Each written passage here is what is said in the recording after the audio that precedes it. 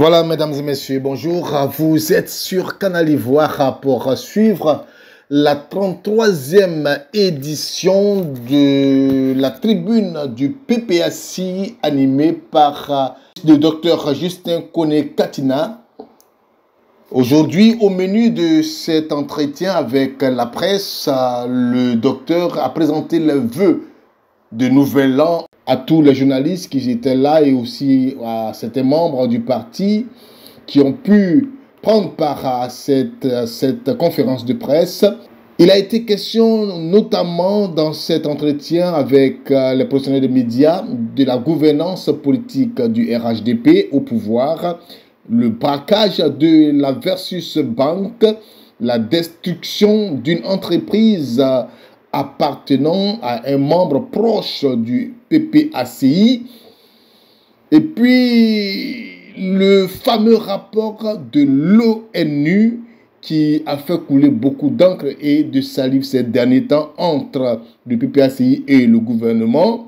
Maintenant, le ministre Koné-Katina a fini par la mise en place du comité de la tournée dénommée la tournée Kokoko.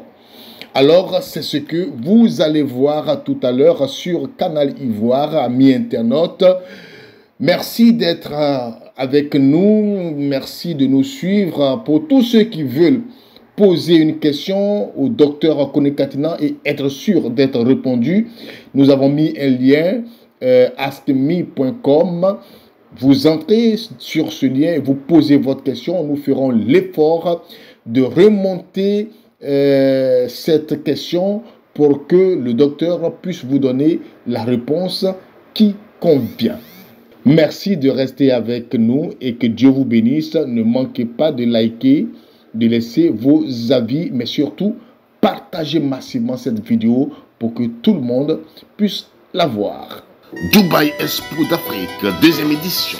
La foire africaine internationale, le rendez-vous des affaires incontournables. Du 10 au 24 avril 2025, un événement organisé par Anticivet Africa. Annonceur, associez votre image à cette grande rencontre. Nous vous souhaitons une très bonne année.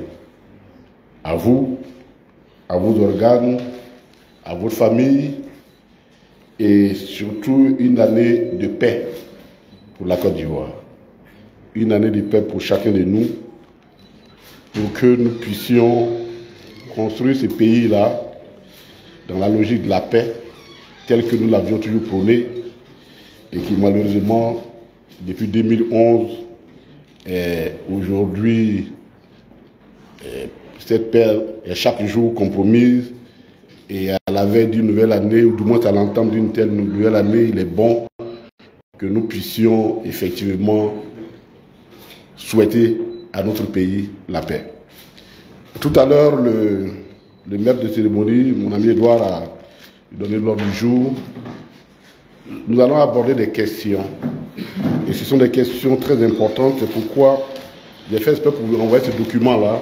Parce que tout ce dont nous allons parler, les pièces justificatives sont dans ce document. Il est bon que lorsque nous parlions avec des preuves. Que nous parlions avec des preuves. Et il y a ici toutes les pièces justificatives des deux dossiers que nous allons parler dans la gouvernance politique de RHDP. Nous allons arriver là, c'est-à-dire de la question inacceptable dans un pays de droit du braquage de Versus Bank, et de la destruction d'une entreprise d'un camarade qu'on soupçonnait d'être proche de nous. Bon, on ne le connaît pas, mais on dit qu'il est proche de nous. Et on a détruit son entreprise. Ça fait partie des points que nous allons aborder. Et ce sont des pièces justificatives qui sont là. Pour que personne ne dise que nous avons inventé quoi que ce soit. En plus de cela, nous avons le rapport de l'ONU, dont le président a parlé à la dernière fois au comité central. Et que des personnes ont pensé qu'il était en train de... C'était un affabulateur, il était en train de dire des choses qui n'étaient pas vraies. Nous avons également ce rapport qui existe, qui est là. Nous allons en parler. et il est en anglais. Au moins, j'ai fait 10 ans au Ghana. Je peux lire au moins ces documents en anglais et les traduire. Donc, c'était bon que vous ayez ces informations comme étant des préliminaires qui justifient le narratif que nous allons faire.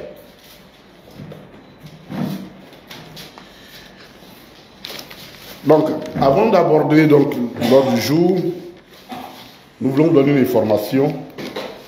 C'est que hier, son Excellence le Président Laurent Gbagbo a mis en place un comité de tournée, de ces tournées qu'il veut entreprendre à Abidjan, qu'on appelait le comité de tournée Coco.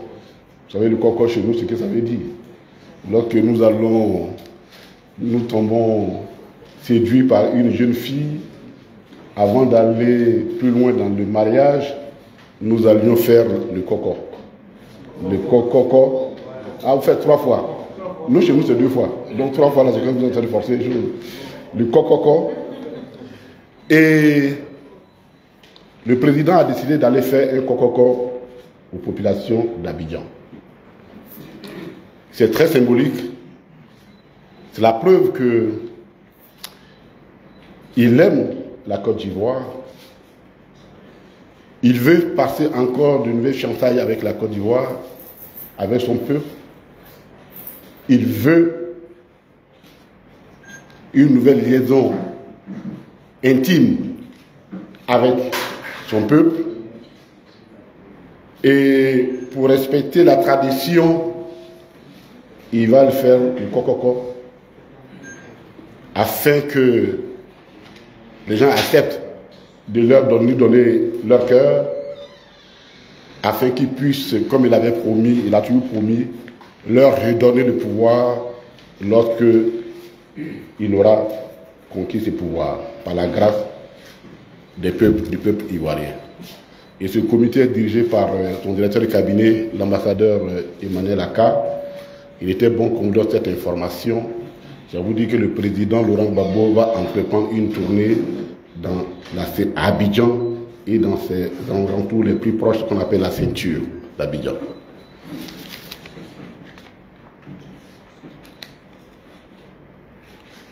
Alors, tout à l'heure, nous avons souhaité une très bonne année à la Côte d'Ivoire parce que nous souhaitons que l'année 2025 contraste avec toutes les autres années électorales que nous avons vécues en Côte d'Ivoire depuis 1995. Depuis 1995, aucune élection en Côte d'Ivoire ne s'est passée de façon terrible.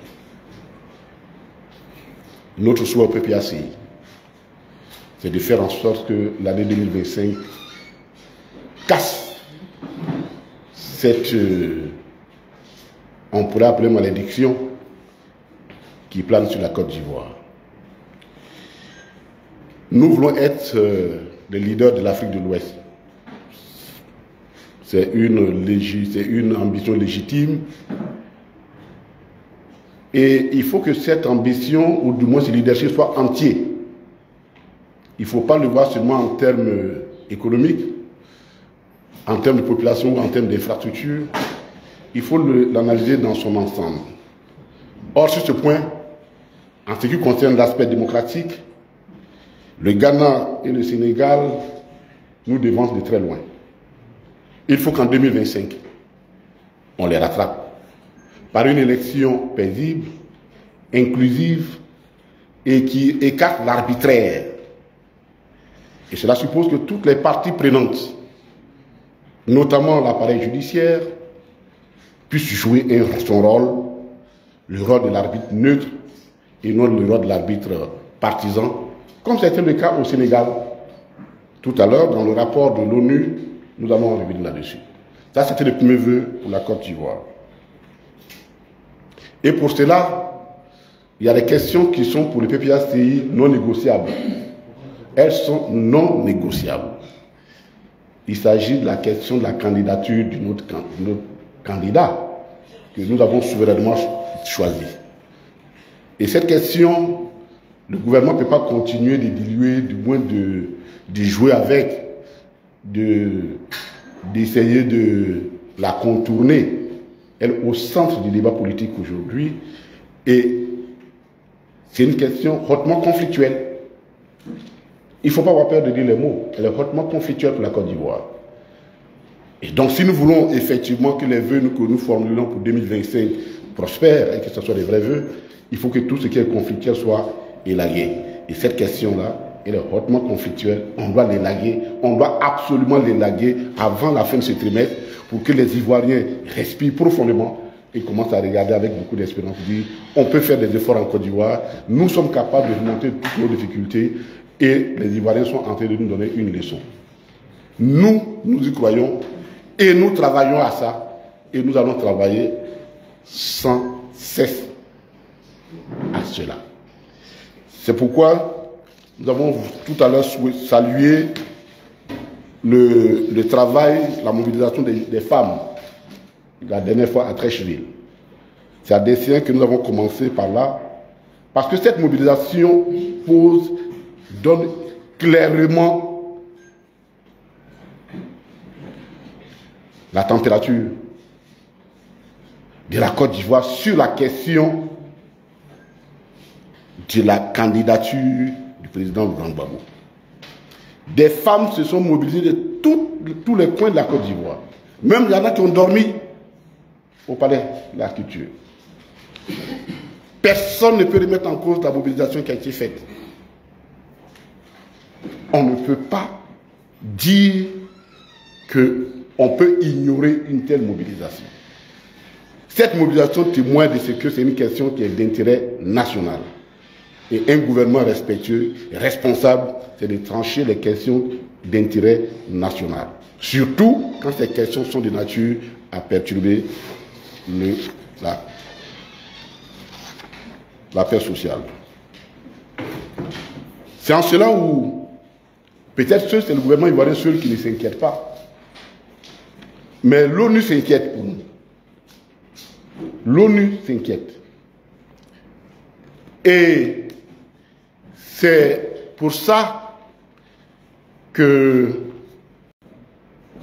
par deux rapports, l'un en le 1er juillet 2024 et le second le 2 décembre 2024, l'ONU s'inquiète de la situation de la Côte d'Ivoire. Et pour ne pas paraphraser, nous allons lire exactement ce que l'ONU a écrit. Au point 68 du deuxième rapport, voici ce que l'ONU écrit. Pendant que la région ouest africaine et le Sahel font face à des défis complexes, marqués par l'insécurité dans une bonne partie du Sahel, l'insuffisance du progrès dans un développement soutenu et les revers démocratiques, couplés avec un manque de progrès sur le retour à l'ordre constitutionnel dans les pays qui sont sous une transition politique, l'ONU reste encouragée par le renforcement continu de la gouvernance démocratique dans certains pays, notamment au Sénégal, où le rôle du Conseil constitutionnel dans la résolution de la tension préélectorale a démontré le rôle critique de la loi basée sur les institutions responsables et participatives. Le Ghana a aussi démontré la force démocratique de ses institutions, y compris les choix des candidats à l'intérieur des partis. L'ONU salue l'effort de réconciliation nationale en Côte d'Ivoire et appelle cependant les participants et les organes de gestion des élections à s'assurer que les préparatifs ainsi que les prochaines élections de 2025 soient effectivement inclusives et participatives. Soit effectivement inclusive et participative. Ce rapport a été transmis au président Laurent Gbagbo.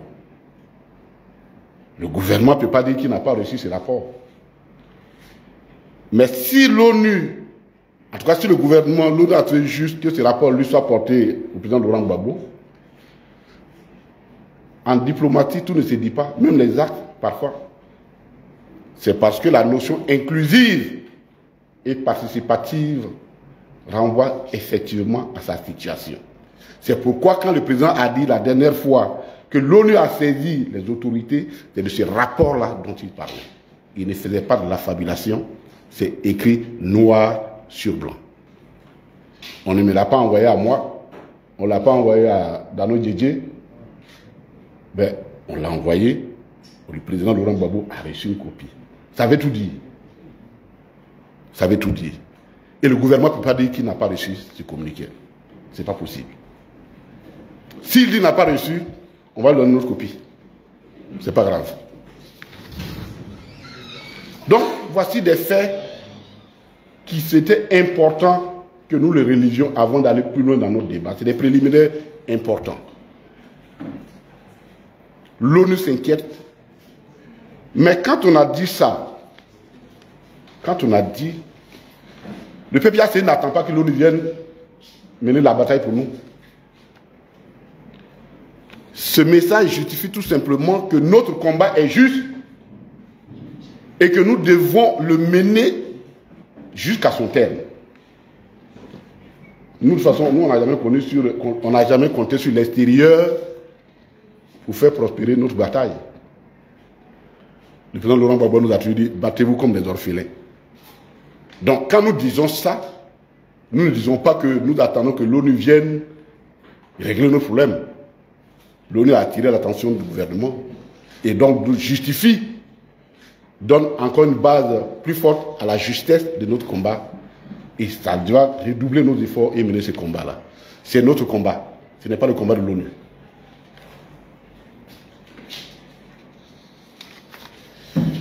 Ces précisions étant faites, nous allons aborder maintenant les deux sujets à l'ordre du jour. Mais nous allons les inverser en commençant par la violation des droits de l'homme, les intimidations et les conditions de détention des militants et sympathisants du PPACI. Parce que ces temps-ci, pour caricaturer les choses, je crois que le secrétariat général, nos secrétariats s'est déplacé au tribunal.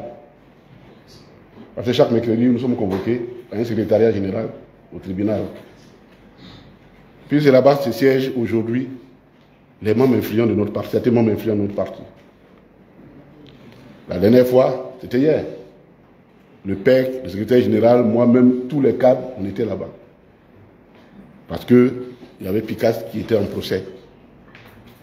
C'est ce que j'appelle le secrétariat général. C'est devenu une instance de notre parti. On va revenir là-dessus.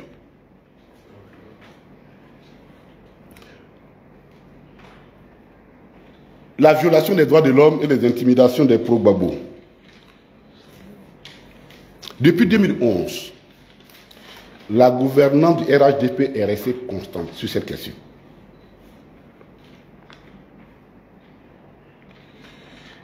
Elle est marquée par la violence comme mode de règlement des contradictions, par la restriction des libertés, par la promotion du communautarisme au détriment de la nation et de la République.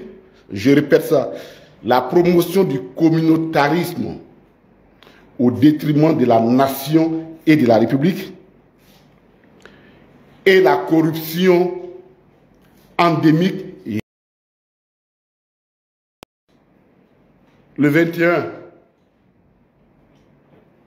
août 2024, c'était les pro-Soro qui ont été condamnés à 2 ans de prison ferme. Kando Soumaoro et Mouadou Touré, qui sont les proches de Soro, à 2 ans de prison ferme et 5 ans de privation de leurs droits civiques. Le PDCI a aussi écrit sa part de griffe. Ange Dagri, qui est un cas de PDCI, a été ici interpellé. Bon, le PDCI a plus de chance que nous. Lui, on l'a entendu. et on l'a mis sous contrôle judiciaire. Il est rentré chez lui à la maison. Mais c'est l'affaire est pendante. Le 5 décembre, c'était le procès de notre camarade, vice-président du CSP, Damana Adja. Le 4 décembre, avant lui, un jour avant lui, c'était quoi? Justement, on a fini par l'appeler l'intendant du tribunal. Parce qu'il connaît tous les points du tribunal. Il connaît tous les points. Donc on l'appelle l'intendant du tribunal, du palais de justice. Et ces procès sont en cours. Le 8 janvier, l'année est finie. Ils n'ont pas soldé les comptes, ils ont continué. Et Ponon, le secrétaire général, je crois qu'il est là. Ponon, Etienne. Et puis, le drone, Kofi appelle le drone. Ils sont convoqués. Ils passent en procès. Bilo Daniel, secrétaire général adjoint. Boli Nessor, Diedo Guy Marius, Ayo Achori Sosten, Zozan Bidlegré, Lodois Awa Landry comparaîtront très bientôt eux aussi pour des faits qui sont liés à l'arrivée du président Laurent Gbagbo en 2021. Quoi?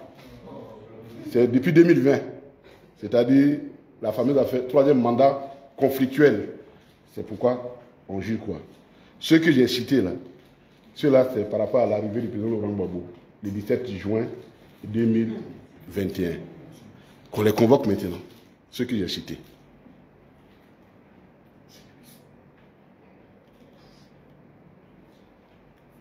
Alors, c'est peu de dire pour nous que, en tout cas, la justice est très active contre nous.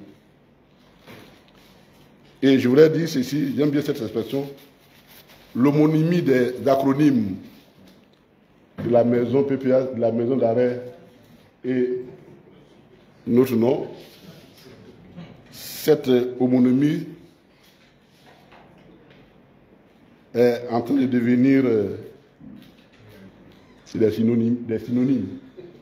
Donc on n'est plus des homonymes, c'est-à-dire homonyme, vous avez le même nom.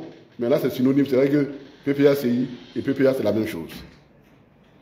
Parce qu'il n'y a aucune raison. Et j'ai demandé à un ami, magistrat, on a des amis parmi eux, mais cher ami, est-ce que ce n'est pas gênant que quand vous êtes dans la cour, toutes les affaires que vous appelez là, ça concerne un seul et même parti politique?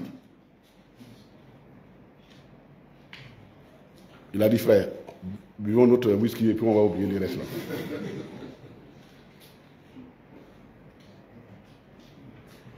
Pour nous, ce sont des procès politiques. Et c'est pourquoi nous voulons saluer la mobilisation de la direction du PEX et toute la direction pour accompagner nos camarades qui sont dans cette situation. C'est le procès du PPACI. Ce n'est ni le procès de Picasse, ni de quoi, ni de Bilo, ni d'Autorodel. C'est le PPACI qui est visé à la veille des élections. On veut nous fragiliser. On veut nous détourner de l'essentiel. Mais nous sommes incassables. Nous sommes un parti incassable.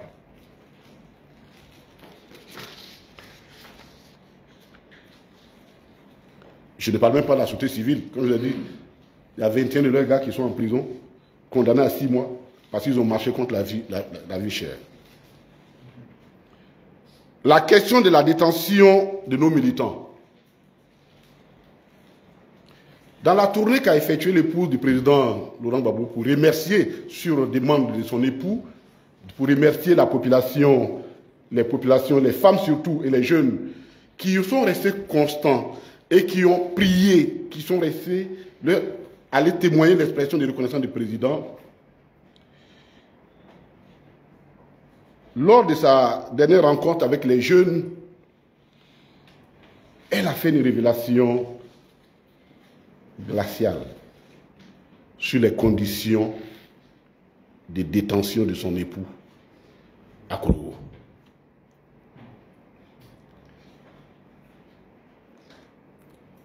Le caractère inhumain de ces conditions de détention ont laissé des séquelles au président. Et les gens utilisent ça pour se moquer de nous.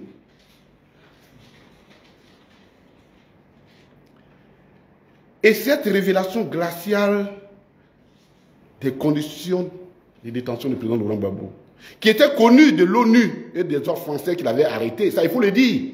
Il ne peut pas me dire qu'il ne savait pas où se trouvait, dans quelles conditions se trouvait le président Laurent Gbagbo. Il ne faut pas les prendre comme une simple révélation ou parce que son épouse voulait attirer l'attention ou bien la pitié sur son homme, son mari. Non. Il faut comprendre cela comme une alerte qui nous interroge, qui nous oblige à nous interroger sur les conditions de détention de nos camarades qui sont en prison. Parce que comme le dit la Bible, s'ils ont pu le faire ouvertement au bois vert, mais nous autres, c'est grave. Les bois secs.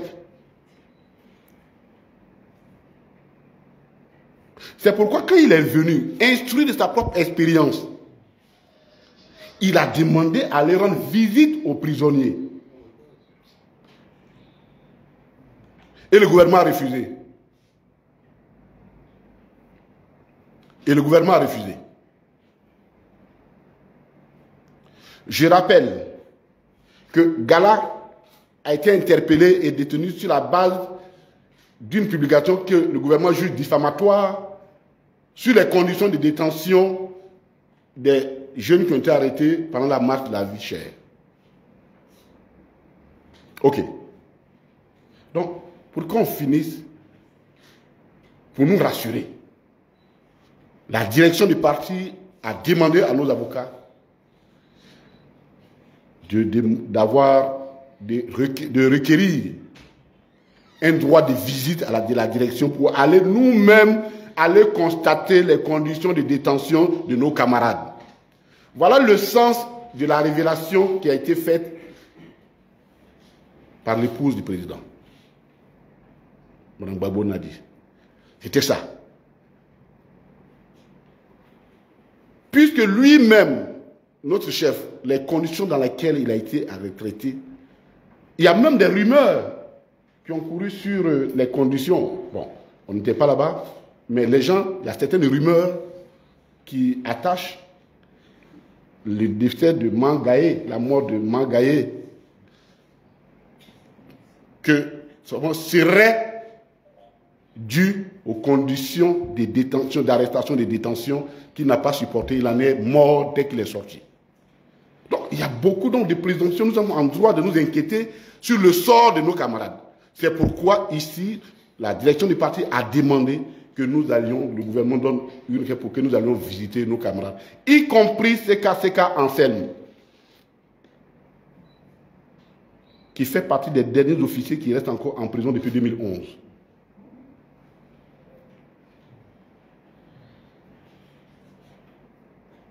Et ça, pour nous, c'est important. Ça, c'était les conditions de détention.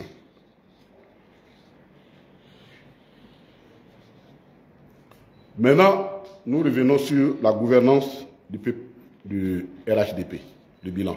Alors, rapidement, on va le faire en 2 étapes, parce que c'est trop long, on ne pouvait pas le faire en un seul jour. Aujourd'hui, nous allons parler de la gouvernance politique, le bilan de la gouvernance politique. Dans 2 semaines, nous nous retrouvons aussi pour faire la gouvernance économique et sociale.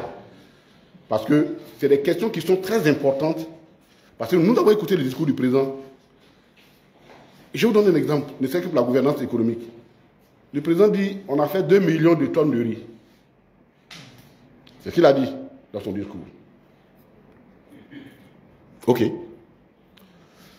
La consommation ivoirienne du riz, selon les statistiques, tourne autour effectivement de 2 millions, 2 millions 3. C'est-à-dire que nous sommes, pour le président, autosuffisants.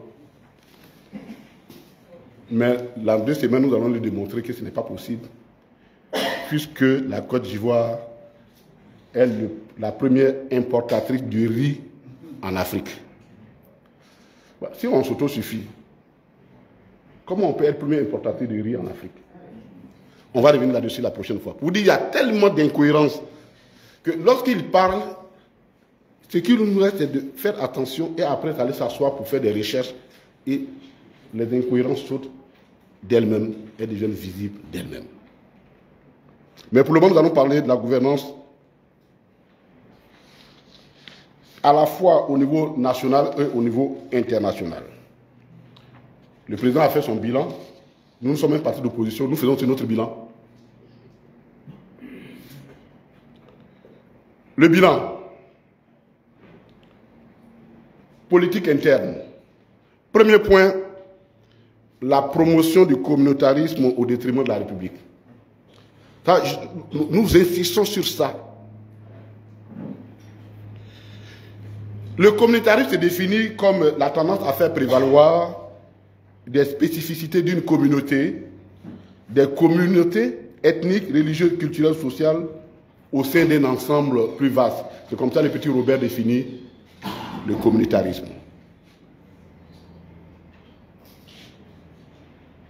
Donc, le communautarisme renvoie toujours à un repli identitaire. Il renvoie toujours à un repli identitaire. Et, je ne sais pas si vous avez remarqué, ces temps-ci en Europe, la hantise est forte. La hantise contre le communautarisme est très forte parce qu'elles se souviennent exactement de ce que ça leur a valu dans l'histoire au siècle dernier. Les 2 dernières guerres mondiales ne sont que les fruits du communautarisme, d'une forme de communautarisme.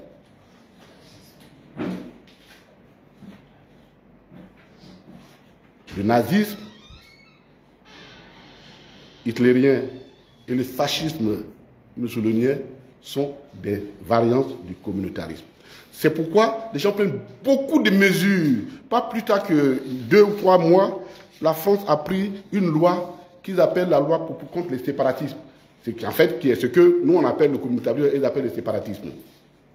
C'est-à-dire, et ils ont raison, parce que là que vous vivez en communautarisme, vous êtes dans une logique de séparation par rapport aux autres.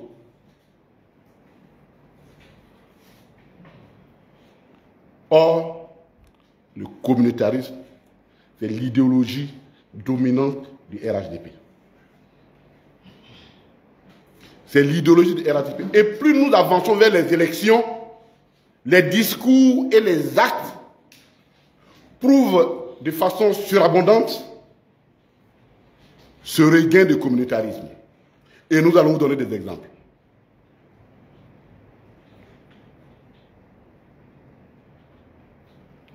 Ici, ce communautarisme fait appel à une sorte de fraternité régionale ou religieuse. Ça, c'est le communautarisme version RHDP. On vous donne des faits, rien que des faits. Le 12 novembre 2021, Gilbert Koné Kafana, qui était le président du directoire du RHDP, il a lancé à Kourgo l'Union des cadres du Grand Nord. Pour eux, ce n'est pas gênant. Mais un parti politique, c'est-à-dire au moment où nous étions au pouvoir, on décide de créer l'Union des grands cadres de l'Ouest. C'est pourquoi faire avec ça. Il dit non que c'est pour des actions de développement. Mais vous êtes déjà au pouvoir. Qu'est-ce que votre union va apporter de plus que le gouvernement ne vous doit pas encore donner? Mais au demeurant, quand on a regardé, tous ceux qui étaient... En tout cas, moi, ils ne m'ont pas appelé. Ousmane, peut-être qu'ils t'ont appelé. Malik, peut-être qu'ils t'ont appelé. Bon, en tout cas, ils ne nous ont pas appelés. Donc, eux, là, nous, on n'est pas concernés par le développement du Nord. C'est le regroupement politique des cadres du RHDP pour le Nord. Quand on a vécu la crise qu'on a connue en Côte d'Ivoire, on ne peut pas faire la promotion d'un tel truc. C'est inacceptable.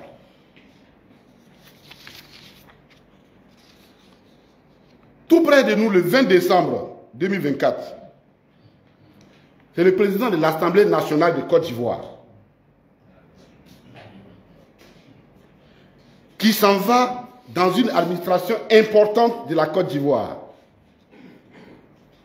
pour aller parrainer la sortie d'une organisation religieuse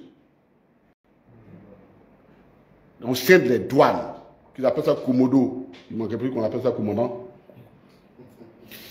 ou comment on appelle, commando. Et il allait. Je dis bien le président de l'Assemblée nationale, dans un pays laïque. Mais vous imaginez un seul instant la douane. Quelle douane on aurait si tous les chrétiens, avec toutes les variantes, hein, évangélistes, enfin tout ce que vous pouvez imaginer, chacun constituait et puis... Et Aswadou n'est pas là. Et la région d'Aswadou.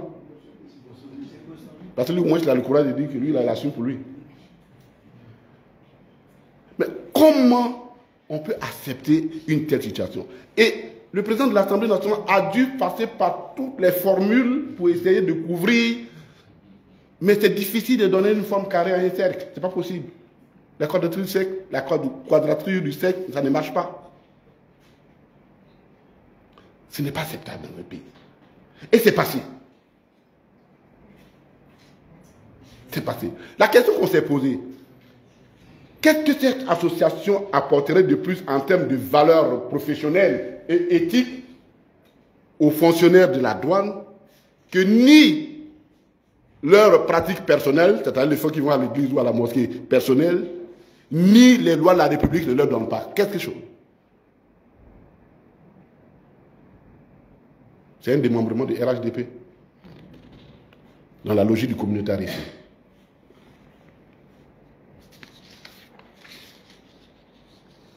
Le 20 septembre, ça c'est la totale. On en a parlé ici, c'est-à-dire dans l'État de Côte d'Ivoire. Le RHDP, parti au pouvoir, a créé une plateforme d'accès aux emplois uniquement pour ses militants.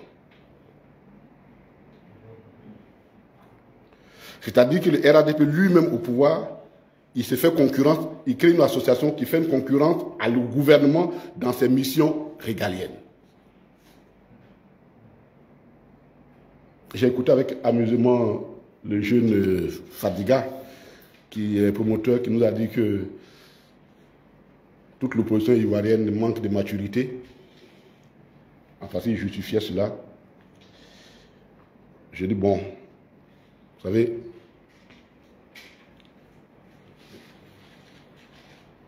quand on est candide,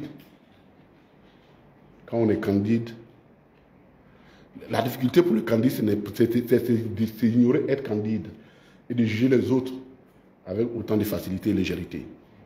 Cela est inacceptable dans un pays. Ce n'est pas possible que le parti qui gouverne et qui est censé chercher, et il y a un ministère même créé pour ça, on crée une structure parallèle pour faire la concurrence à ces ministères. C'est du communautarisme, pur et simple. Mais le communautarisme, c'est l'idéologie du RHDP. L'idéologie telle que définie par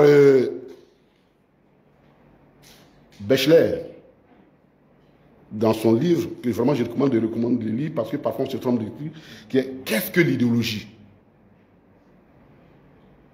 Pour lui, l'idéologie, c'est un discours lié à l'action politique. C'est-à-dire, ce qui se font là, ce qui se fait là, ils ont théorisé ça dans la charte du Nord en 1991. Ils ont envoyé un essai en 1995 avec la fameuse phrase « Je ne peux pas être candidat parce que je suis musulman et du Nord ». Ça, c'était l'essai au laboratoire. Il y a la théorie, l'essai au laboratoire. Ça a été implémenté à grande échelle en 2002 avec la rébellion et officialisé en 2012, en 2011 avec le principe du rattrapage ethnique. C'est une démarche idéologique. Intellectuellement, c'est une démarche idéologique. Elle n'est pas fortuite, elle est cohérente, elle correspond à une logique et c'est ce qu'on appelle une idéologie. Une telle idéologie ne peut pas prospérer dans un pays laïque. Et ne doit pas prospérer dans un pays laïque.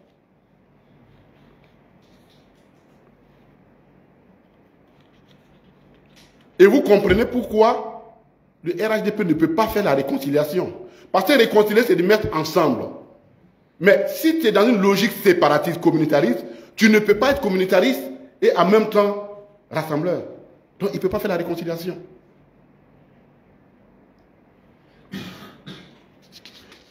Mais cette idéologie favorise la corruption. Et c'est le deuxième point. La corruption. Ça encore des faits.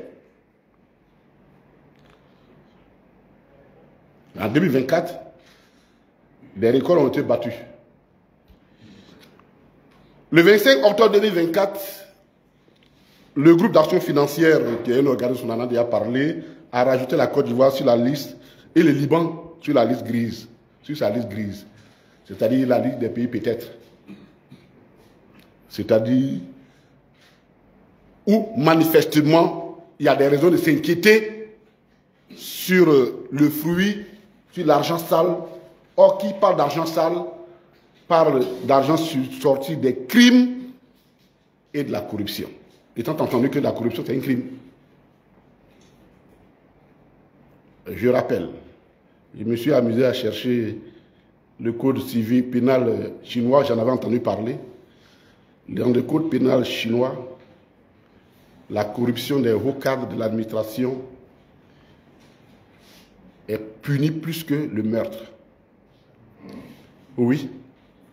Parce que tout simplement, les Chinois, dans leur philosophie, estiment que quand tu prends l'argent de tout le monde, pour toi seul, tu vises à tuer ce monde-là, et c'est plus important que tuer une seule personne.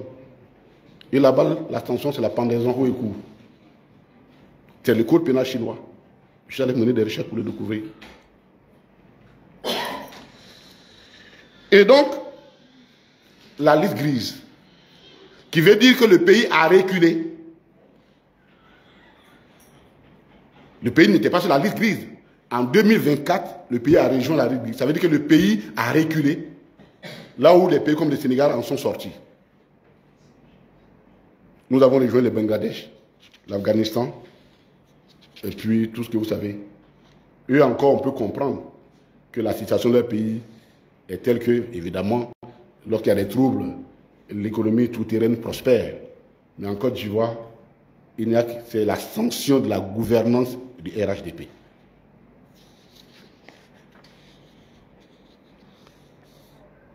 Le 4 janvier 2025, ça a commencé en 2024, ils ont dit ça, c'est pourquoi je mets ça dans le bilan. Ils n'ont fait que redire ça en 2025. Une dépêche de Reuters, reprise par RFI, annonce que 50 000 tonnes de sève de cacao auraient franchi la frontière ouest du pays pour être revendues en Guinée et au Libéria. Là-bas, le cacao se paye à 5 000 francs. Et donc, les gens se débrouillent pour acheter ça à 1800 cash. Ils traversent la frontière avec et ils s'en vont vendre ça à 5 000. 50 000 tonnes. C'est ce qu'on a découvert. C'est ce qu'on a. 50 000. Non. Là, il y a 50 000 tonnes de sortie de fèves et ça se vend à 5 000 francs le kilogramme. Pour ne pas faire la confusion. Le tonnage, c'est 50 000 tonnes qui sont sorties.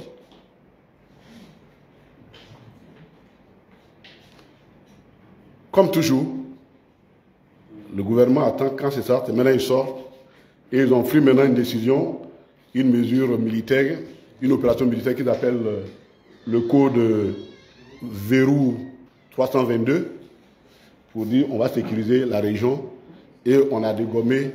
Et cette fraude met en évidence toute la complicité de la hiérarchie locale, qu'elle soit militaire, administrative et policière. Mais de grâce, ce ne sont que les menus frétins d'une telle opération. Parce que eux, ils sont à l'ouest.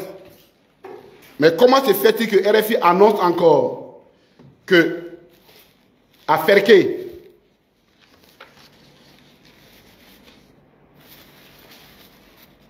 dans la même zone, dans le même courant, ils ont attrapé un camion, il dit ah, lui, c'est ils sont trop en retard parce que c'est le dernier camion. Avec 40 tonnes de fèves de cacao, en partant pour le Burkina Faso, depuis le port de San Pedro, c'est-à-dire qu'il a fait 700 km Et c'est à faire que certainement un douanier ou policier qui n'était pas au courant de l'affaire les a interceptés. Donc vous convenez que ce n'est pas seulement les autorités de l'Ouest qu'il faut dégommer, c'est structurel.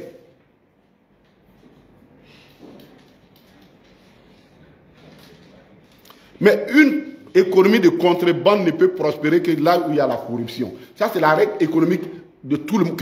Ce sont les règles primaires d'économie. La contrebande et la corruption sont totalement liées. C'est des sœurs jumelles, même si c'est à moi.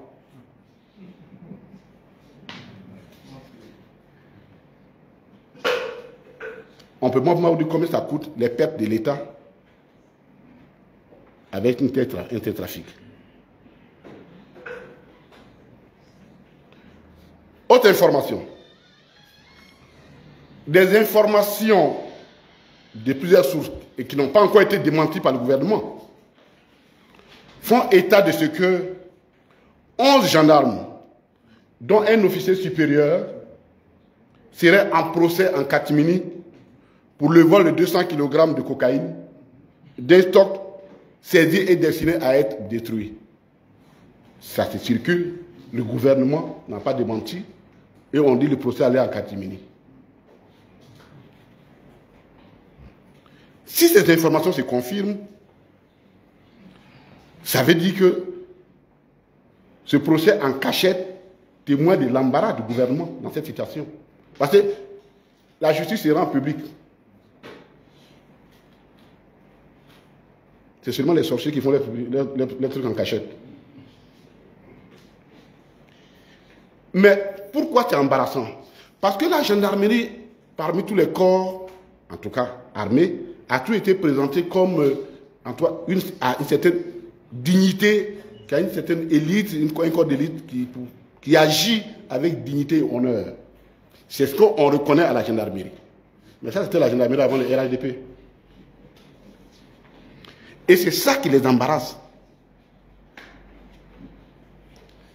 200 kg d'or de drogue, c'est des milliards et des milliards.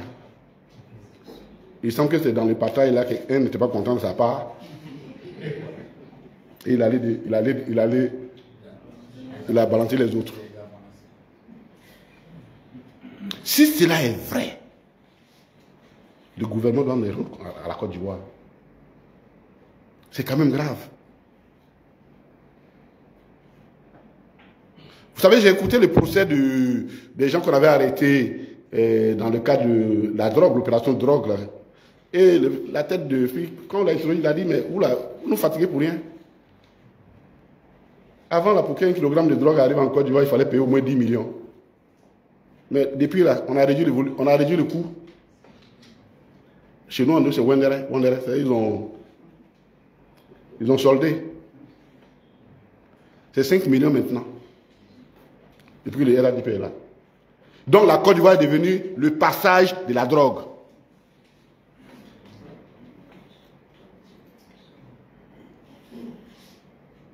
Parce que les gendarmes ne peuvent pas s'amuser à un jeu comme ça s'ils ne se rendent pas compte que ça se faisait avant.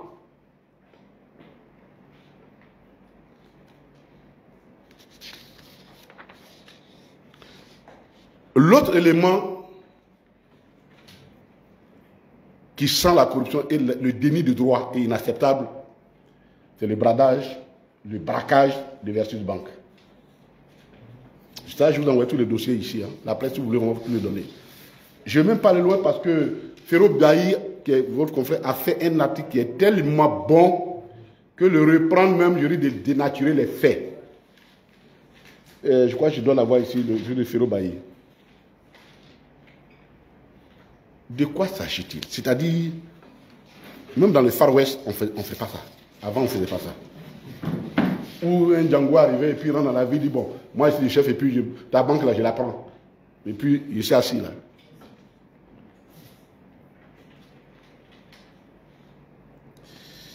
Versus Bank a été créé par 3 personnes. L'idée est venue d'un actionnaire ivoirien, Jean-Claude Nda Mechi. C'est lui qui a eu l'idée. C'était un ancien de l'Ecobank. C'est un banquier qui a fait ses preuves dans les milieux de la banque et les gens lui reconnaissent ça. Il lance son idée. Et lorsqu'il lance son idée, le groupe Aiglon de Kanyasi se joint à lui. Et comme ils avaient les moyens, ils prennent 65% des parts.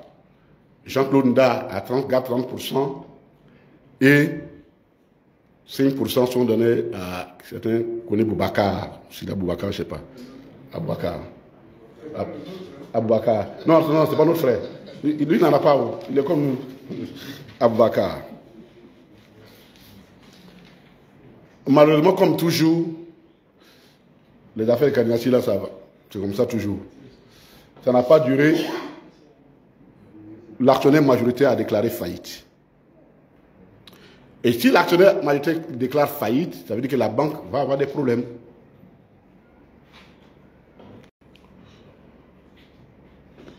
Finalement, dans les combinaisons, notre gouvernement décide de sauver cette banque-là et décide de racheter les parts de la banque pour que la banque vive.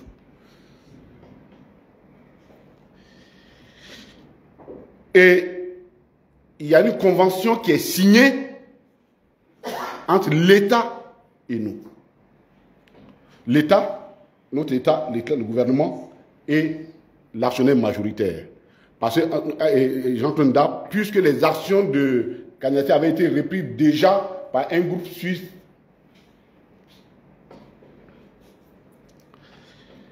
Et dedans, ils ont arrêté les modalités de paiement des actions.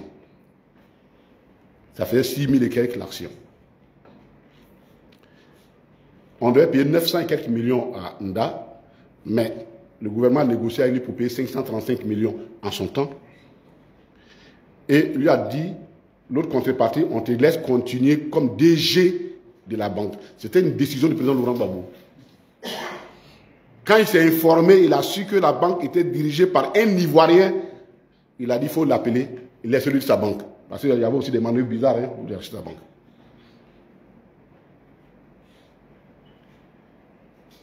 La banque a commencé à avancer. Mais l'actionnaire qui avait racheté, majoritaire qui avait racheté, lui aussi a abandonné le truc en cours de route. Du coup, le gouvernement n'avait plus le choix que de reprendre la banque en main pour sauver ce qui devait être sauvé.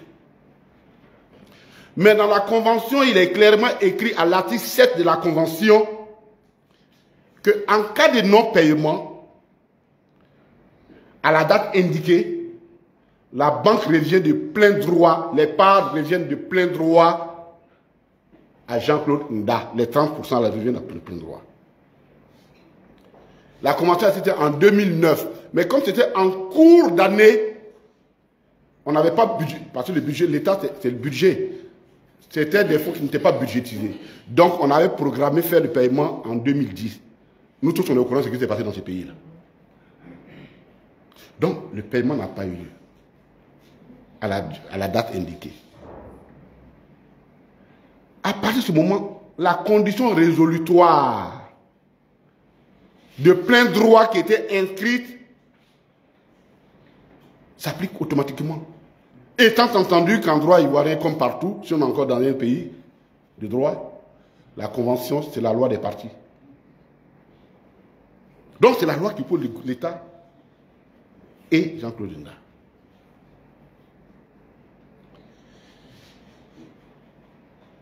Quand Jean-Claude Nda, qu'on a chassé, aussi comme nous, parce qu'il faut que vous reconnaîtrez, on va arriver là-dessus, Jean-Claude Nda, et on vous expliquera pourquoi cette affaire sans la vendetta, la vengeance, et je vous expliquerai. Jean-Claude Nda, donc, revient en Côte d'Ivoire, et par 2 courriers, comme c'était stipulé dans l'aide, saisit le gouvernement pour dire « Payez-moi mon argent ». En 2014, le gouvernement fait comme s'il n'entend pas. À partir de ce moment-là, il fait valoir le droit de résolution, c'est son droit. Donc, les 30% lui reviennent. C'est dans ça, un matin, on attend que le gouvernement a confié à la banque Rothschild, le groupe Rothschild, la privatisation de Versus Bank. sans que Jean-Claude Nda, qui détient 30%, n'en soit informé.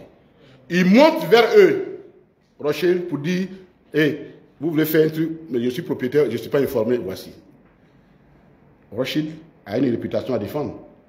Il dit non, moi je ne marche pas du temps. Et il écrit au gouvernement pour dire, je ne peux pas continuer cette privatisation tant que la question de contentieux avec l'actionnaire ivoirien n'est pas réglée. Donc on abandonne. Rothschild abandonne.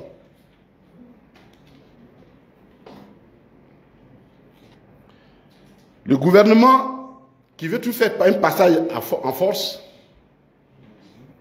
décide de traduire Jean-Claude Nda devant la justice en référé, jour, et on dit, chaque jour que Jean-Claude Nda s'opposera, s'il s'oppose à l'action de la privatisation, il doit payer 100 millions de francs par jour. Il saisit le tribunal, c'est le gouvernement qui saisit pour demander en référé, une action en référé. Le juge de référé dit, lui, il ne peut pas traiter cette affaire, pour une fois. Et il se déclare incompétent et il met même les dépens au gouvernement. Donc, l'affaire est là. L'affaire est là. Le gouvernement va essayer de faire cette vente-là forcée à la CNPS. Mais la CNPS dit, moi je gère la retraite des privés. Je ne peux pas engager ma retraite des privés dans une affaire avec ce contentieux. Parce que tout le monde entier en parle. Et la CNPS décline l'offre. Et alors, c'est nous, notre retraite là, la Ségraé, pour nous là. C'est ça qu'on vend. On oblige la Ségraé à acheter la banque. À 11 milliards et quelques. Et la Ségraé en connaissance de cause, sachant que le conflit existe, pense pas ici. Mais cette vente-là, elle est nulle.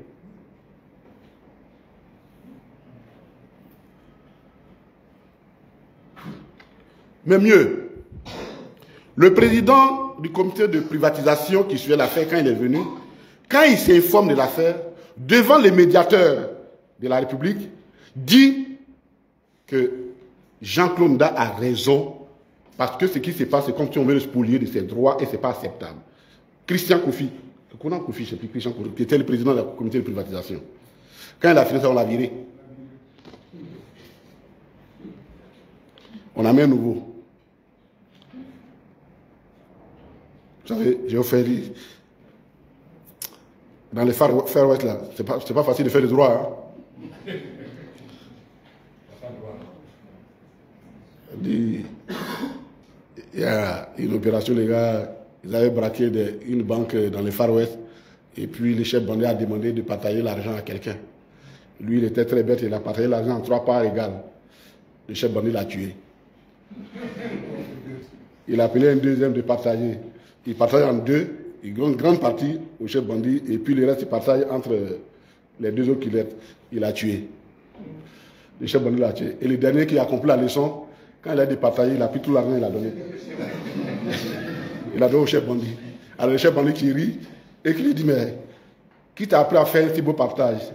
Il dit, ce sont les 2 qui sont là qui m'ont appris. Donc le nouveau gouverneur, le nouveau, comment on appelle, le président, qui sait, parce que lui il était directeur de cabinet du ministre Dibi qui connaît toute l'affaire, mais conscient des problèmes qu'il y a, conscient des difficultés qu'il y a, décide de dire que non, nous on reconnaît qu'on vous doit l'argent, mais on va vous payer au prix de 2009. Ça ne passe pas. Une action, ce n'est pas une obligation. Une action, ce n'est pas une obligation.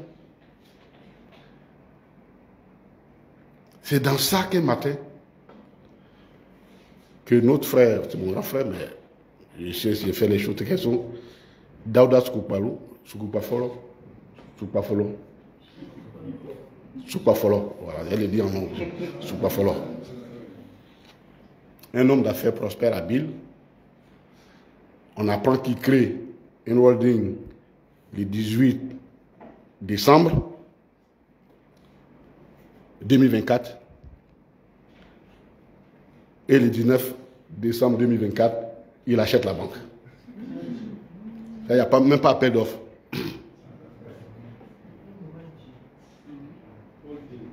C'est pas possible ça. Un holding.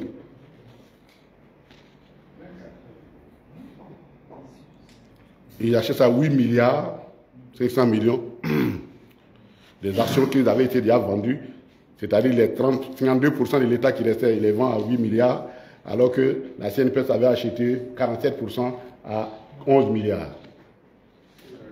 Mais c'est du communautarisme. C'est du communautarisme pur et simple. Mais le communautarisme du RHDP, il faut faire très attention. Tous ceux qui connaissent M. Koné disent de lui que c'est un monsieur honnête, qui a une très bonne réputation. Il n'aime pas les coups bas.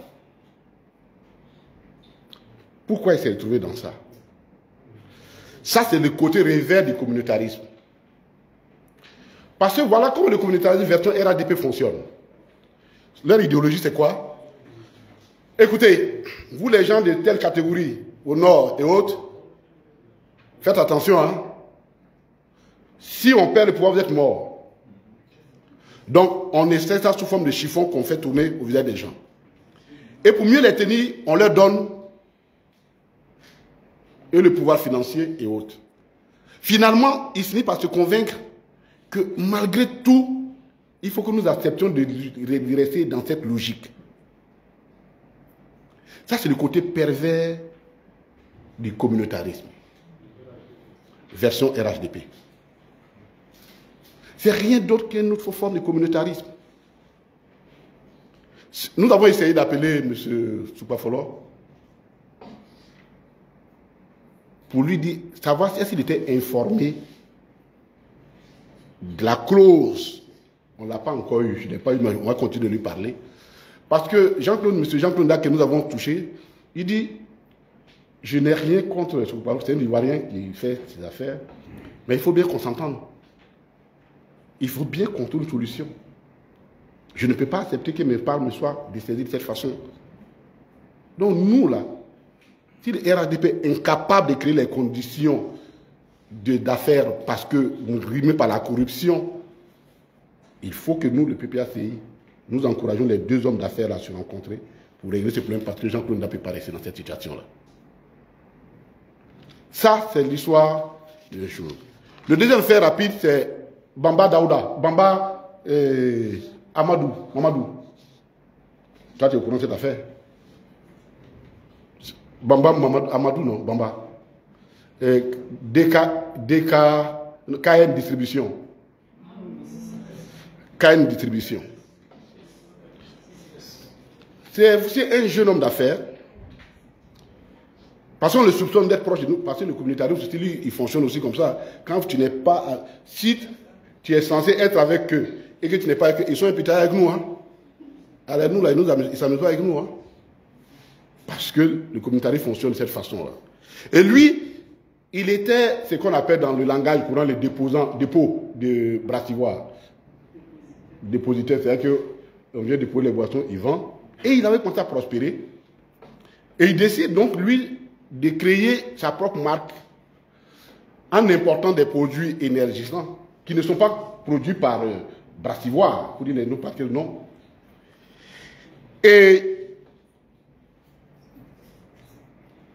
il va déposer ses marques à l'Ouapi. Au Cameroun, on lui décerne tout, il a tout. Il commande ses produits. Les produits arrivent. Et puis un matin,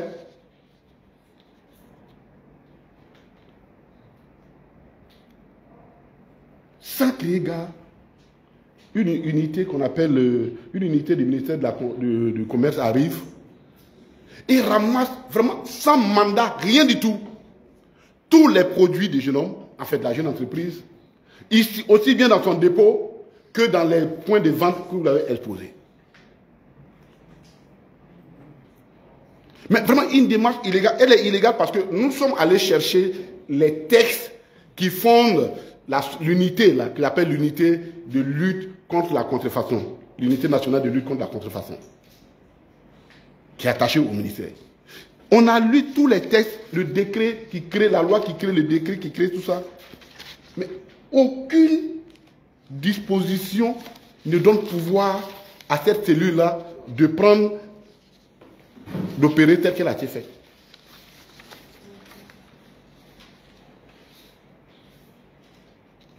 Aucune. Mais le pauvre est passé par tous les chemins pour qu'on lui reconnaisse ses droits. Il n'a pas eu gain de droit, gain de cause.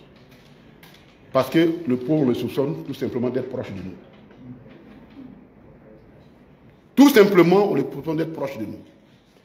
Tout comme d'ailleurs,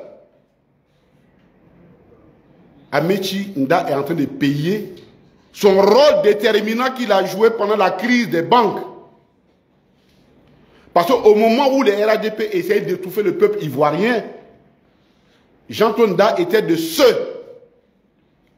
qui avaient maintenu non seulement sa banque ouverte, mais lorsqu'on a nationalisé les banques, c'est à lui qu'a été confiée la gestion de la BCC. Voilà le problème de Jean-Claude Nda. La vendetta, la vengeance. On ne gouverne pas un pays avec la vengeance. Une crise qui a daté de 2000, nous sommes en 2025, c'est-à-dire 15 ans après. Si nous sommes incapables de régler ces problèmes-là, il y a un problème. C'est que nous avons perdu en nous l'humanisme. Jean-Claude Nda ne fait que payer le prix de son engagement auprès de nous.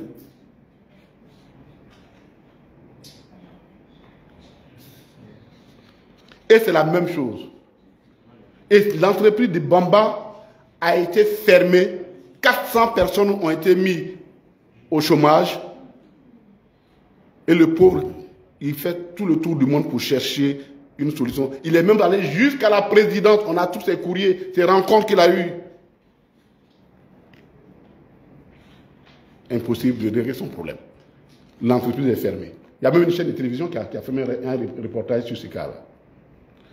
Donc, voici ce qu'on appelle quelques éléments du bilan de gouvernance de Ouattara, gouvernance du RHDP en 2024. Ça, c'est la politique intérieure. Et nous allons terminer par la politique extérieure. Et la politique extérieure, c'est que au sommet des chefs d'État et de gouvernement de la CEDEAO, tenu le 15 décembre 2024 à Abuja, la CEDEAO a pris acte de la sortie définitive des pays de l'AES. Et là, ils ne sont plus. Tout le monde a pris acte que c'est fini. C'est le plus grand échec diplomatique de l'AES depuis sa création, de la CEDEAO depuis sa création en 1975. Que 3 membres quittent automatiquement et définitivement l'organisation régionale, sous-régionale. Mais pour beaucoup de personnes, cet échec est imputable à 3 personnes, 3 personnalités. Le chef de l'État ivoirien, l'ancien président chef d'État du Sénégal et le président, l'actuel chef d'État du Bénin. Voici les 3 personnes, en tout cas que les gens présentent quand vous les écoutez parler comme étant les premiers responsables de cet échec. Mais encore beaucoup plus pour le chef d'État ivoirien, parce que étant le plus ancien en termes d'âge, il a la réputation de la sagesse. C'est comme ça en Afrique. Qui n'a pas été capable de jouer à la fois sur cette sagesse, mais encore du bénéfice des sympathies dont il bénéficie, qu'il avait de la part de ces pays qui l'ont aidé, qui l'ont supporté, qui l'ont conduit, qui ont porté son combat.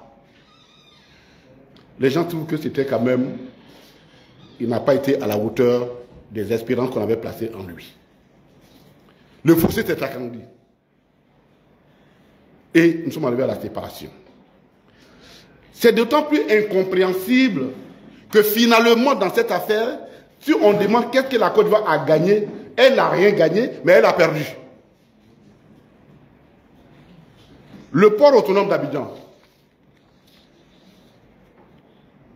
selon des révélations qui ont été faites par le Centre d'études Perspectives, le port autonome d'Abidjan, déjà en avril 2024, avait perdu 7% de son trafic avait chuté de 7% à cause de la crise qu'on a ouverte avec l'AES.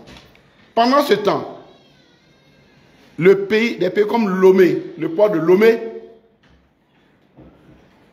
les activités se sont accrues. Et donc le trafic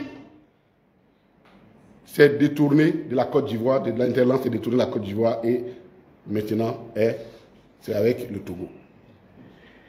Quand nous savons que notre port était parmi l'un des ports les plus importants quand nous gérons la Côte d'Ivoire, et qu'aujourd'hui nous regardons le classement du port autonome, on se dit mais pourquoi ce gâchis? Qu'est-ce que nous avons gagné?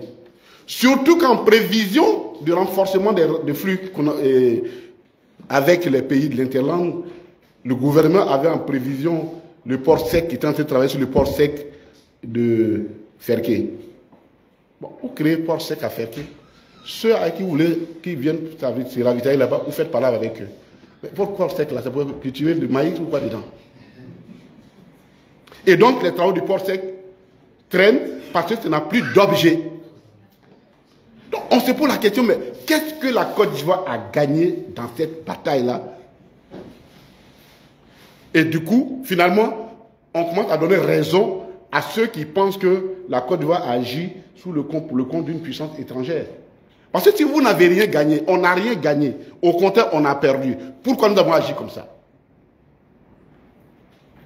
Grand échec international. Parce que quand on veut être leader, notre comportement doit témoigner de notre volonté de leadership.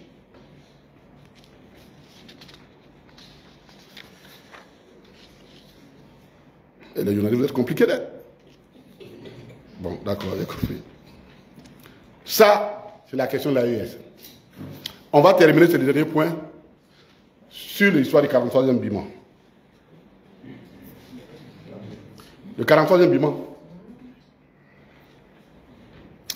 Dans son discours de fin d'année, le chef de l'État a annoncé que la base militaire du 43e bilan a été rétrocédée à la Côte d'Ivoire à la suite des accords conclus avec les autorités françaises.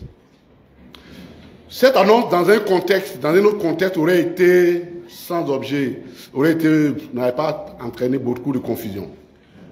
Or, cette annonce est intervenue après ce qui s'est passé quelques années avant avec les pays de l'AES, mais immédiatement après l'annonce faite par le gouvernement sénégalais et le gouvernement tchadien. Et donc, ça a créé une certaine confusion dans l'esprit des gens. Au point où RFI lui-même, non, France 24, dans son édition écrite, le président de la Côte d'Ivoire demande le retrait des forces françaises. Vous prenez ce jour-là, les bandes déroulantes là, c'est comme ça que c'était écrit. Donc, les gens de RFI disent, ah, vous voyez, vous parlez, nous là, on est panafricanistes, nous voici, nous aussi, on est en train de faire chose. Donc, il veut se donner l'étoffe des héros panafricanistes. Oh, mais la situation est totalement différente. Et on va vous expliquer pourquoi elle est différente. Et c'est certainement d'ailleurs cette sortie-là qui a effarouché Macron au point où il a perdu son latin diplomatique devant ses diplomates la dernière fois. Il faut que vous sachiez que depuis les déconvenus de l'armée française dans l'AES, la politique française de la présence militaire, de leur présence militaire en Afrique a commencé à être révisitée. L'objectif, c'est étant présent, mais en camouflage. On est présent, mais sous forme, dans le camouflage.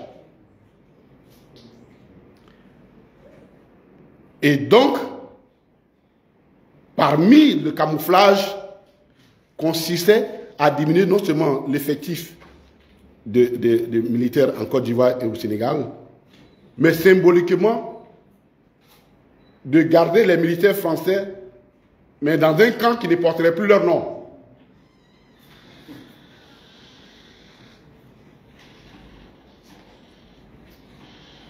Et c'est ce qui s'est passé. C'est d'autant plus vrai que,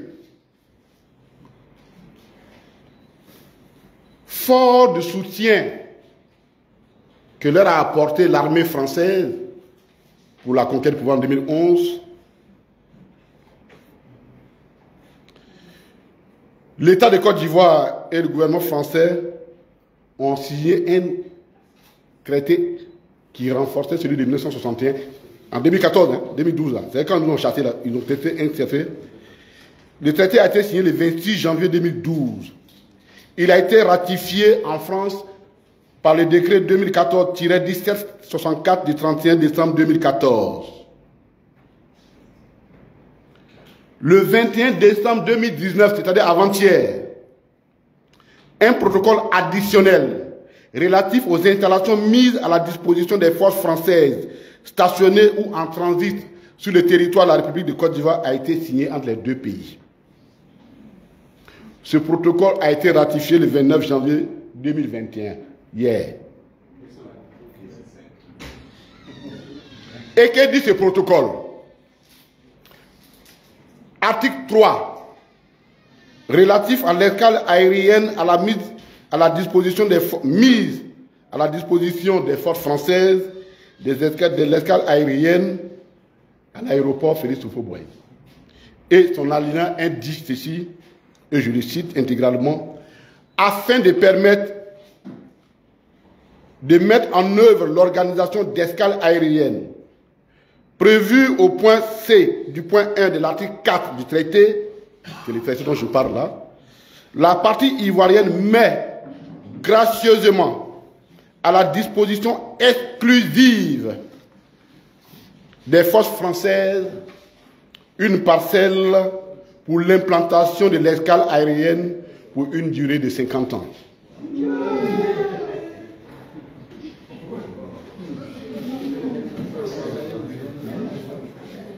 On a qu'à reprendre. Vous n'avez pas compris. Je reprends.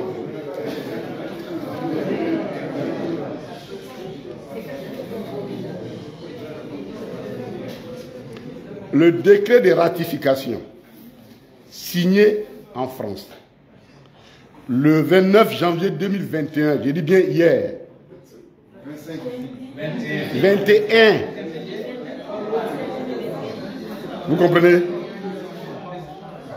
Et qui révèle le protocole additionnel au traité, dit ceci en son article 3, alinéa 1, afin de permettre de mettre en œuvre l'organisation d'escale aérienne prévue au point C du point 1 de l'article 4 du traité, la partie ivoirienne met gracieusement à la disposition exclusive des forces françaises une parcelle pour l'implantation de l'escale aérienne pour une durée de 50 ans.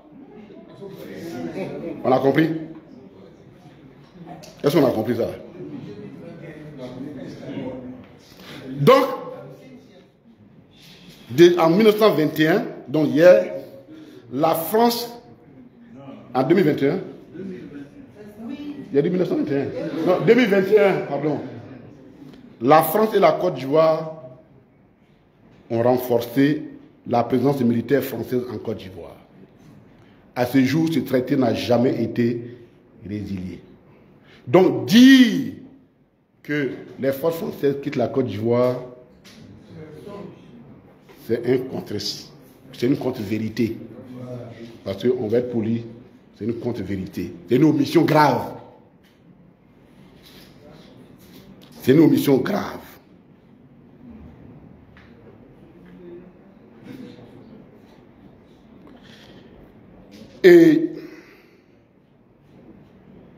Mais pourquoi les chefs de l'État communiquaient de cette façon? C'est parce que, en tout cas, c'est que ces militants ont perçu, ils veulent profiter aussi de l'héroïsme qu'on accorde à tous les panafricanistes. Ils veulent bien en profiter. C'est pourquoi il a communiqué comme ça.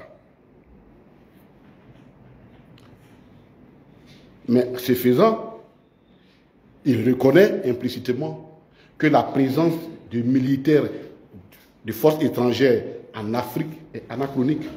Puisqu'il est obligé en communiquant comme il le fait, il veut s'attirer la sympathie. Ça suppose qu'il sait que cette présence-là, si elle existe, elle entraîne plutôt de l'antipathie. Voici la logique qu'on peut tirer. La matrice, il confirme que la matrice politique réelle actuellement en Afrique, c'est la souveraineté des peuples. Et sur ce point, une fois encore, son excellent le président Laurent Gbagbo a eu raison. Trop tôt. C'est pourquoi chacun veut tirer profit de ce meilleur parti de ce mérite. Au total, et j'ai fini par là, la conclusion, nous avons dit que on a la deuxième partie, elle est aussi longue, c'est l'économie, on ne pourrait pas la présenter aujourd'hui. Parce qu'elle est encore plus détaillée, elle touche des questions essentielles. La Côte d'Ivoire, on va les faire présenter. Mais lorsque la politique est défaillante, tout ce qui décline la politique est défaillant. Tout ce qui décline la politique est défaillant. Et la situation économique n'est pas meilleure. Les écrous de la Côte d'Ivoire ont besoin d'être révisés vraiment. Le président Laurent Gbagbo l'a promis. Le PPACI travaille à cet effet. Une fois encore, bonne et heureuse année à chacun et à chacune. Je vous remercie.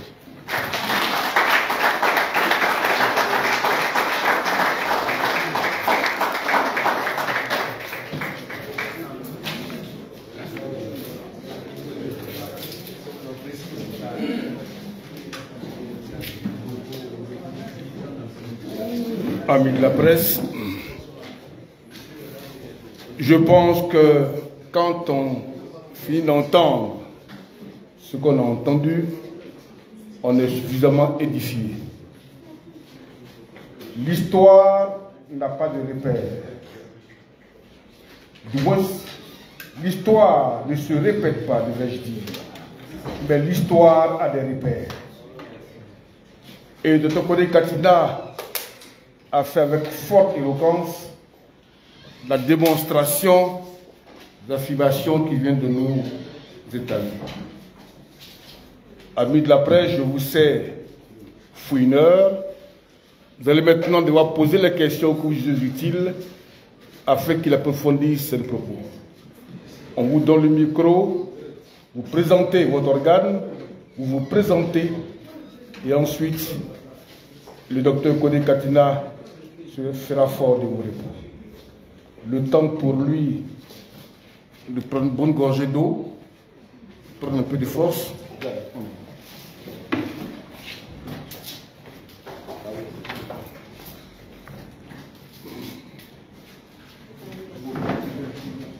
Ben, je suis à vous, comme la sardine est à l'huile.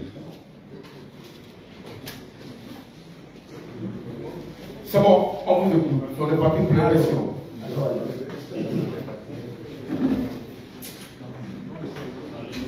Je suis Gobson Sabo, journal de La Nouvelle Alliance. Tout à l'heure, vous avez parlé du rapport sur la question de la candidature du président Laurent.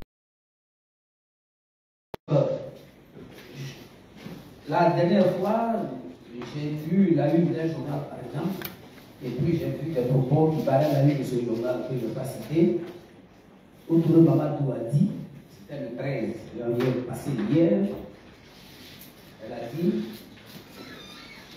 aucune question concernant l'éligibilité ne peut se régler à l'amiable, mais de façon politique. Et il a terminé sur l'autre point pour dire que la participation de tous les leaders aux élections de 2025 ne garantit pas la paix. N'est pas? Ne garantit pas la paix.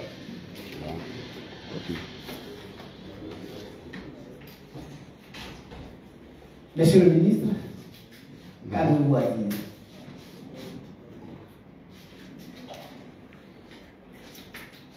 C'est ma question. Ok. Monsieur le ministre, vous avez une question par question. Non, non. Je répondais de façon globale. Global. Oui, allez-y. Une deuxième question.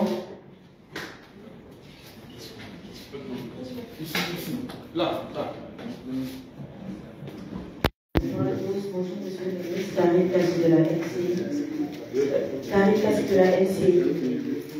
Alors, dans votre. Quand vous avez commencé, vous avez parlé de la réintégration du nom du président Laurent Gbagbo sur la liste électorale, si je me trompe. Alors, vous revenez chaque fois sur cette question et tout le monde veut vraiment que le président Laurent Gbagbo soit inscrit pour éviter les tensions. Mais si jamais il n'est pas inscrit, qu'est-ce que vous ferez? Si jamais il n'est pas inscrit, qu'est-ce que vous ferez? Merci beaucoup.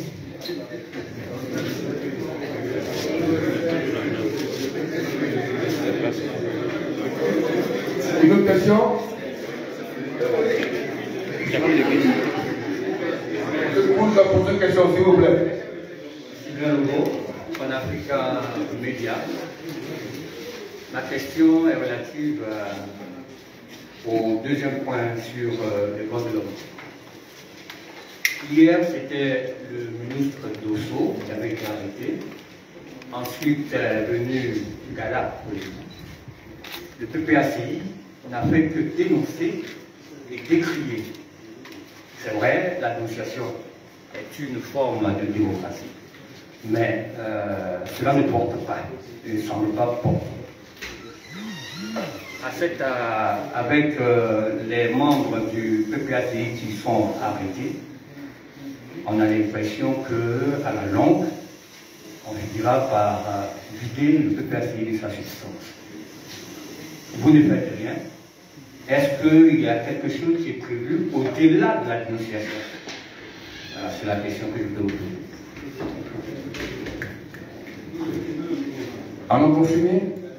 Une dernière question?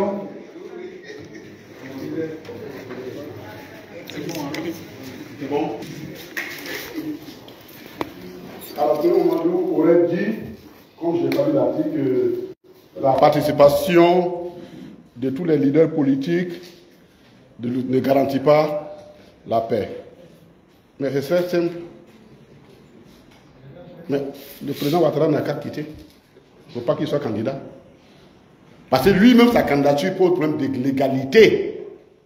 Au moins, lui n'a qu'à s'éliminer, puisque la loi l'élimine déjà. Et donc, si vraiment c'est la paix qui l'inquiète, et que c'est la participation des autres qui ne garantit pas la paix, de tout, il a bien dit de tous les leaders, mais il n'a qu'à dire à son leader qui n'est pas déjà dans la légalité des partis de quitter. On a fait la guerre dans ce pays sous le prétexte de l'exclusion. Enfin, c'est avant-hier ça. Donc si l'exclusion a envoyé des problèmes en Côte d'Ivoire en 2002, pourquoi en 2010-2002, pourquoi pensez-vous que la même exclusion n'enverrait pas des problèmes en 2025? Pourquoi? C'est tellement scientifique. Les mêmes causes que les mêmes défis. C'est scientifique. C'est d'ailleurs comme ça que la science se détermine. Donc, je crois que si vraiment il a dit ça, je crois qu'il a manqué d'inspiration. Si le président Laurent Gbagbo n'est pas inscrit, qu'est-ce qu'on fera? Vous savez, on vous a déjà dit ici, nous on ne pose pas de problème en si. On ne conditionne même pas. Parce que, pour quelle raison il ne serait pas candidat? Pour quelle raison? Il y a amnistie. Il y a une décision de la Cour africaine des droits de l'homme. Il y a tellement de choses. Donc, lui, pourquoi il ne sera pas candidat? Donc, nous, là, en tout cas, toute la direction du parti est ici. Nous, là, nous raisonnons. Le XI, là, il y a longtemps, il a quitté nos têtes. Puis le président, je viens de vous dire qu'il est en train de faire il va commencer une tournée de Kokoko. Donc, quelqu'un qui veut aller faire Kokoko, c'est qu'il a engagé pour le mariage. Il est prêt. Donc, nous, vraiment, on n'a pas de problème là. Madame, je prends tout mon air sérieux pour dire ceci. La candidature du président Laurent Gbagbo est non négociable. Et que cela soit compris ici et ailleurs. C'est tout simple que ça.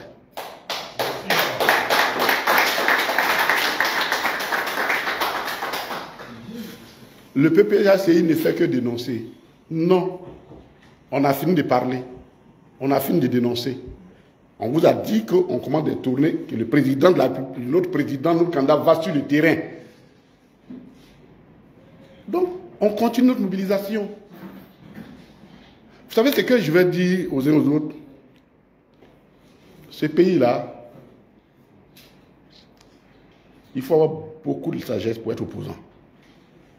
Il faut avoir la grandeur d'esprit pour être opposant. Parce qu'avec un régime comme celui-ci,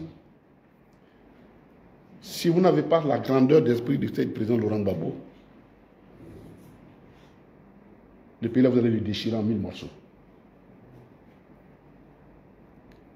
Oh, les gens croient qu'on n'avance pas. Mais nous avançons. C'est quand ils vont se rendre compte là, c'est qu'on est au palais présidentiel. Nous, on avance.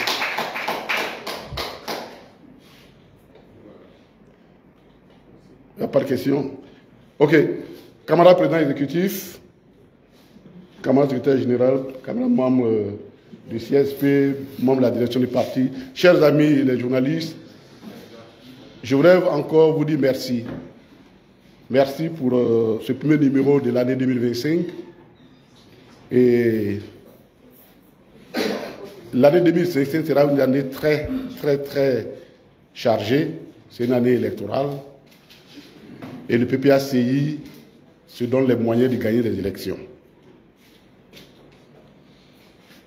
Nous allons voir avec Ousmane, il va vous appeler certainement. Je crois que notre parti a le devoir de garder un contact régulier avec les journalistes. Je prends l'engagement, mais on en parlera, mais ça c'est moi qui prends l'engagement en tant qu'animateur du jour, qu'il faudra qu'on se rencontre dans ce changer de façon fraternelle, Ousmane. Il faut organiser ça, comme on le faisait d'ailleurs chaque année, hein, pour rencontrer les journalistes, dans un cadre fraternel pour échanger. Même si c'est un grain de riz, on le partage. Parce que, pour nous, l'arme la plus fatale de la démocratie, c'est la parole. Les armes létales, elles ne nous apportent rien du tout. L'arme la plus fatale, c'est la démocratie, c'est la parole. Et nous parlons. Nous avons parlé de 90, et on a pris le pouvoir en 2000. On n'a jamais pris une arme. Ils ont pris les armes contre nous, on a résisté avec la parole jusqu'en 2011, qu'à ce que la coalition se soit renforcée. Nous n'avons que la parole. Nous avons un leader qui nous a appris à parler. Ce n'est pas n'importe qui. Il s'agit de Laurent Gbagbo. Il a une histoire particulière avec la Côte d'Ivoire. Que je pense honnêtement, peut-être à la limite, en dehors du président Houphouët-Boigny qui avait cette légitimité historique, très peu de leaders politiques peuvent se prévaloir de cette complicité qu'il a avec le peuple de Côte d'Ivoire. Pour nous, c'est suffisant. Pour nous, c'est suffisant. C'est un gage énorme. On avait dit qu'il ne viendrait jamais de la CPI. Il est venu. Nous sommes dans le mouvement de la dialectique. C'est quand le contraire, c'est la contradiction qui nous fait propulser. Nous allons gagner cette élection avec le président Laurent Gbagbo. Ça, c'est notre certitude. Que Dieu nous bénisse.